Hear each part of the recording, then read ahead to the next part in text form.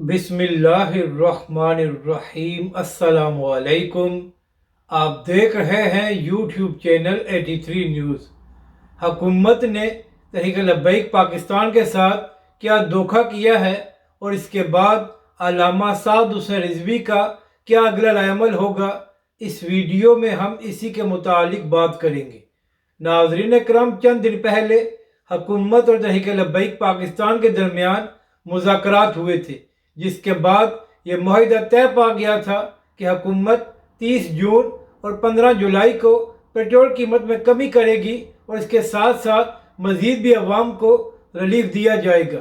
मगर नाज़रीन कराम, 2 दिन पहले हुकूमत की जानब से जो बजट में तजावीज़ मंजूर की गई हैं, उसके मुताबिक अब हुकूमत 1 लीटर पेट्रोल पर 60 रुपये तक लेवी ले सकती है। जिसके बाद कुछ लोग कह रहे हैं कि हुकूमत ने तहरीक लब्बैक पाकिस्तान के साथ धोखा किया है और कीमतों में कमी नहीं की जाएगी, तो इसके बाद अल्लामा साद हुसैन रिजवी और तहरीक लब्बैक पाकिस्तान का क्या रद्दअमल होगा। तो नाज़रीन कराम, पहली बात तो ये है कि देखना पड़ेगा कि आया 30 जून को हुकूमत कीमतों में कमी करती है या नहीं।